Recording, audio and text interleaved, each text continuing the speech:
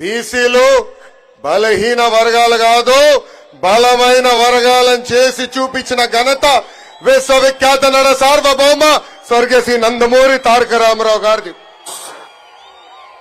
ఆనాడు ఎంతో మంది బీసీ కుర్రోళ్ళకి అవకాశం ఇచ్చి చిన్న వయసులో మంత్రి వర్గానికి తీసుకొచ్చిన ఘనత అన్న ఎన్టీఆర్ది. అంతేకాదు అన్న ఎన్టీఆర్ తర్వాత చంద్రబాబు నాయుడు గారు కూడా పెద్ద ఎత్తున ఆనాడు బీసీ సోదరుల్ని ప్రోత్సహించారు. అందుకే ఎప్పుడు లేని విధంగా ఇప్పుడు బీసీ సోదరులను ఉపకులాల వారిగా సాధికార సమితిలు ఏర్పాటు చేశాం. దానికి ఒక కన్వీనర్ ఏర్పాటు చేశాం. ఉపకులాల వారిగా బీసీ సోదరులు ఎదుర్కొంటున్న సమస్యలు నేరుగా తెలుసుకునే లక్ష్యంతో ఈ రోజు ఆ సంస్థలు ఏర్పాటు చేశాం. అంతేకాదు ఉపకులాల వారిగా రాబోయే రోజుల్లో పెద్ద ఎత్తున యువ నాయకత్వాన్ని ప్రోత్సహించే లక్ష్యంతో తెలుగుదేశం పార్టీ ముందరికెళ్తుందని ఈ సభాముఖంగా బీసీ సోదరులు కూడా తెలుపుతున్నా. అంతేకాదు బీసీ సోదరులందరూ మనం ఆలోచించాలి. స్థానిక సంస్థల్లో 34% రిజర్వేషన్ మనకు ఉందంటే దానికి కారణం ఆ పసుపు జెండా తెలుగుదేశం పార్టీ. బీసీల కోసం సబ్ ప్లాన్ ద్వారా 36,000 కోట్ల రూపాయలు ఖర్చు పెట్టిన పార్టీ తెలుగుదేశం పార్టీ.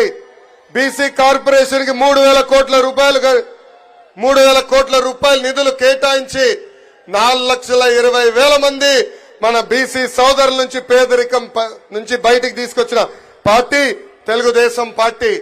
ఆదరణ పథకానికి 1,000 కోట్ల రూపాయలు కేటాయించి పన్నిమోట్లు కూడా అందజేసిన పార్టీ మన party Telugu Desam party. Best available schools, skill development, study circles, విదేశీ విద్య లాంటి అనేక సంక్షేమ కార్యక్రమాలు తీసుకొచ్చిన జెండా మన పసుపు జెండా. చేనేత సోదరులకి, మత్స్యకారులకి, కల్లు గీత కార్మికులకి 50 సంవత్సరాల్లోనే పెన్షన్ కూడా ఇచ్చిన పార్టీ తెలుగుదేశం పార్టీ. ఆనాడు మన ప్రభుత్వ అధికారంలో ఉన్నప్పుడు కేంద్రంలో ఏకంగా బీసీ సోదరుల కోసం ఒక మినిస్ట్రీ ఉండాలని ఆనాడు తీర్మానం కూడా చేసిన పార్టీ మన పార్టీ. కానీ ఈ సైకో జగన్ ముఖ్యమంత్రి అయిన తర్వాత బీసీ సోదరులకి వెన్నుపోటు పొడిశాడు. ఆనాడు ఏకంగా బీసీ సోదరులు వెన్నుముక్క అన్న వ్యక్తి ఈ రోజు బీసీ సోదరులు వెన్నుముక్క ఈ రోజు ఇరగొట్టాడు. స్థానిక సంస్థలో 10% రిజర్వేషన్ తగ్గించి 16,000 మంది బీసీలకి ఏకంగా పదవులు దూరం చేశాడు. అంతేకాదు ఈ రోజు మనందరం చూస్తే 8,000 ఎకరాల బీసీ సోదరుల అసైన్ ల్యాండ్ ని వెనక్కి తీసుకున్న పార్టీ ఈ వైకాపా పార్టీ. ఆదరణ పథకం రద్దు చేశారు.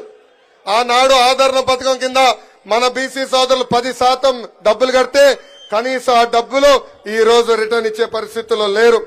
ఇంకా బీసీ కార్పొరేషన్ నిధులు లేవు. 56 కార్పొరేషన్ ఏర్పాటు చేసిన చంకలు గుద్దుకున్న వ్యక్తులు ఈ రోజు ఏకంగా కార్పొరేషన్ చైర్మన్ కి కుర్చీ గాని టేబుల్ ఇచ్చే పరిస్థితిలో లేదు. ఇంకా 75,000 కోట్ల బీసీ సప్లాన్ కి రావాల్సిన నిధులు తప్పుదారు మళ్లించింది ఈ ప్రభుత్వం. మా మత్స్యకార సోదరులు కూడా మోసం చేసి ఏకంగా 217 జియో తీసుకొచ్చి వెన్నుపోటు పొడిచింది ఈ సైకో జగన్మోహన్ రెడ్డి. యాప్కాబ్ నిర్వీర్యం చేశారు. అదేవిధంగా 300 మంది బీసీలని ఎప్పుడు లేని విధంగా చంపేసింది ప్రభుత్వం. 26,000 మంది బీసీల పైన దొంగ కేసులు పెట్టి జైలుకు కూడా పంపించింది ఈ ప్రభుత్వం. అంతెందుకు వేదికమైన పెద్దలు యనమల రామకృష్ణ గారు పెళ్లికెళ్తే ఎస్సీ ఎస్టీ కేసు పెట్టారు. అయ్యన పాత్రుడు గారి పైన ఏకంగా రేపు కేసు పెట్టారు. కొల్లు రవీంద్ర గారి పైన, అదేవిధంగా అచ్చెన్నాయుడు గారి పైన కూడా అనేక కేసులు పెట్టారు. నిన్నగాక మొన్న నంద్యాల తెలుగుదేశం పార్టీ అధ్యక్షులుగా రాజశేఖర్ గారిని నియమిస్తే ఆ బీసీ నాయకుడి పైన 2 రోజుల క్రితం ఏకంగా రౌడీ షీటర్ కూడా ఓపెన్ చేసింది ప్రభుత్వం.